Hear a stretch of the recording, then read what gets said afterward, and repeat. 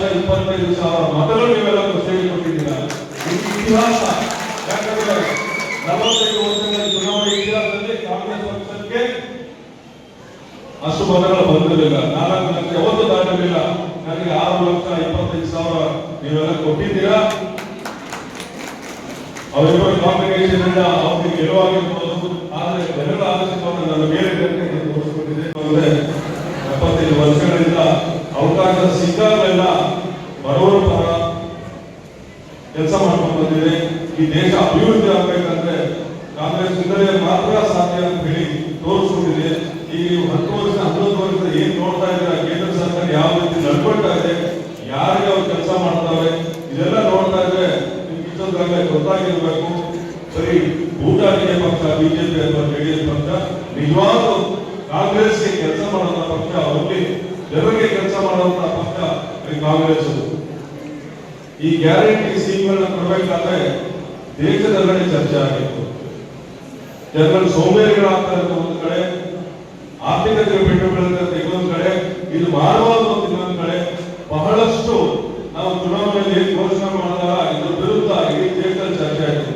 ಆದರೂ ಈ ದೇಶದಲ್ಲಿ ಬಡವರು ತತ್ತರಿಸ್ತಾ ಇದ್ದಾರೆ, ಬೆಲೆ ಏರಿಕೆ ತತ್ತರಿಸ್ತಾ ಇದ್ದಾರೆ. ಅದಕ್ಕೋಸ್ಕರ ನಾವು ದುಡ್ಡೇ ಕೊಡ್ತೀವಿ, ಬಡವರಿಗೆ ಸಹಾಯ ಮಾಡೇ ಮಾಡ್ತೀವಿ ಪಣ ಕೊಟ್ಟು ಇವತ್ತು ನಿಮಗೆ 5 ಗ್ಯಾರಂಟಿಗಳನ್ನ ಮುಖ್ಯಮಂತ್ರಿಗಳು, ಉಪಮುಖ್ಯಮಂತ್ರಿಗಳು ಮತ್ತು ಇಡೀ ಕರ್ನಾಟಕ ಸರ್ಕಾರ ನಿಮ್ಮ ಮನೆಗೆ ಬಂದು ಕೊಟ್ಟಿದೆ. ಇದೆಲ್ಲ ಹೀಗೆ ನಡ್ಕೊಂಡು ಹೋಗ್ಬೇಕು. ನಿಮ್ಗೆಲ್ಲ ಇದೇ ರೀತಿ ಪ್ರಯೋಜನ ಪಡ್ಕೊಂಡು ಹೋಗ್ಬೇಕು ಅಂತಂದ್ರೆ ನೀವು ಕಾಂಗ್ರೆಸ್ಗೆ ಮತ ಕೊಟ್ಟು ಗೆಲ್ಲಿಸಲೇಬೇಕು. ನಿಮ್ಗೆ ಒಳ್ಳೆ ಅವಕಾಶ ಬಂದಿದೆ. ಹಿಂದಿನ ಚುನಾವಣೆಯಲ್ಲಿ ಕಾರಣಾಂತರಗಳಿಂದ ನಾನು ಗೆಲ್ಲಕ್ಕಾಗಲಿಲ್ಲ. ನಾನು ಅಂದ್ರೆ ಕಾಂಗ್ರೆಸ್ ಪಕ್ಷಕ್ಕೆ ಲೋಕಸಭೆಯಲ್ಲಿ ಬಹಳಷ್ಟು ಮತ ಬರಲಿಲ್ಲ. ಆದರೂ ಕೂಡ 6,25,000 ಮತಗಳು ನೀವೆಲ್ಲ ಸೇರಿ ಕೊಟ್ಟಿದ್ದೀರಾ.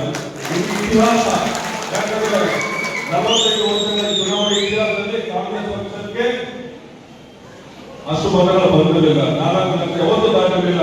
ನನಗೆ 6,25,000 ನೀವೆಲ್ಲ ಕೊಟ್ಟಿದ್ದೀರಾ. ಅವರಿಬ್ಬರು ಕಾಂಬಿನೇಷನ್ ಇಂದ ಅವ್ರಿಗೆ ಗೆಲುವಾಗಿರ್ಬೋದು. ಆದರೆ ಜನರ ಆಲೋಚನೆಯನ್ನು ನನ್ನ ಮೇಲೆ ತೋರಿಸಿಕೊಂಡಿದೆ. ಇದೇ ರೀತಿ ಆಶೀರ್ವಾದವನ್ನ ನಮ್ಮ 17 ಅಭ್ಯರ್ಥಿಗಳು ನೀವೆಲ್ಲ ತರ ಮಾಡಿಕೊಂಡ್ರೆ ನಾವೆಲ್ಲ ನೀವೆಲ್ಲ ಚಿರ ಋಣಿಯಾಗಿರ್ತೀವಿ. ಕಾಂಗ್ರೆಸ್ ಪಕ್ಷ ನಿಮಗೆಲ್ಲ ಆಭಾರಿಯಾಗಿರ್ತದೆ. ನೀವೆಲ್ಲ ಮನೆ ಮನೆಗೆ ಹೋಗಿ ನಮ್ಮ ಅಭ್ಯರ್ಥಿ ಗೆಲ್ಲಿಸೋದಕ್ಕೆ ಕಷ್ಟಪಟ್ಟು ಗೆಲ್ಲಿಸ್ಬೇಕಂತ ಹೇಳಿ ನಾನು ಕೇಳಿಕೊಂಡು ನನ್ನ ಮಾತನ್ನು ಜೈ ಹಿಂದ್, ಜೈ ಕರ್ನಾಟಕ.